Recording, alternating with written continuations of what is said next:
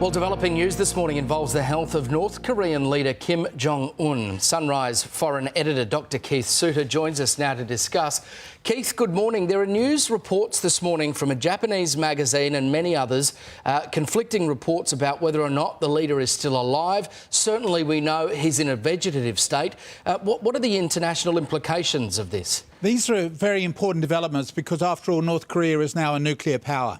And so that's our basic worry about North Korea. Who's going to get the nuclear weapons if the country falls into chaos? In the Western world, we have a smooth transition of power, as we see with one prime minister comes and another one goes, etc.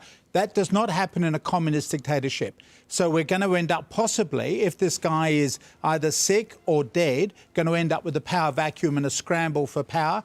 The assumption is that his sister, who's the de facto chief of staff for him, will take over. The military may well want to keep her in power, but we just don't know what's going to happen. It makes a very volatile situation at a time we've got so many other worries. And don't forget, this is right on the border of China, which is our major trading partner. OK, his sister, Kim Yo-jong, we know she's 31. Would the North Koreans accept a woman as leader? I mean, we assume that that's more important to them to keep him in the family than to accept the fact that she's female. Well, she's the only one that's really available who would be able to take over if you want to keep it in the family.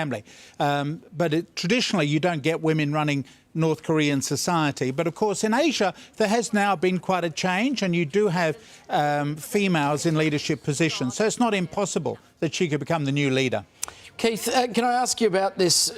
It can only be described as madness, I guess, this idea that doctors around the world have found themselves having to encourage people not to inject themselves with disinfectant after the comments we've seen by US President Donald Trump.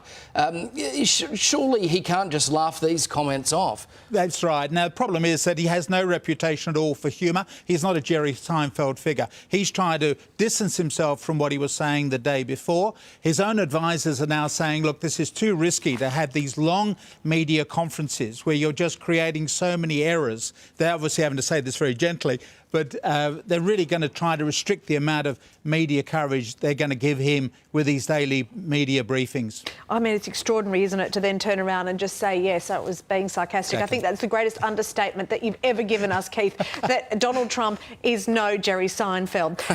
Now, moving on, I just want to ask you about Singapore, because it was once praised for its very swift handling of coronavirus. It seems that they've got this second wave, which we've all been so concerned about. What's happening there? Yeah, so Singapore handled the initial infection very well. It has about 1/3 migrant workers living in overcrowded conditions, and that's where this second infection has taken off. So the authorities are now having to realise that you can't keep people packed together in dormitory accommodation, about 20 to a room. They've got to find a way of social distancing. It's a warning for Australia that we shouldn't boast about how well we're doing, because the virus can still find a way of bouncing back and create problems for us. Interestingly, that was actually one of the major problems with the Spanish flu epidemic. It was the people in the dormitories in this second wave that turned out to be worse than the first wave. All right, Keith, good to see you as always. Thank you. This is the great problem, isn't it, Mon? This fear of complacency in Australia. If we start to think we're getting on top of it, and then you've got the World Health Organisation coming out today now and saying immunity is not guaranteed even if you've had it.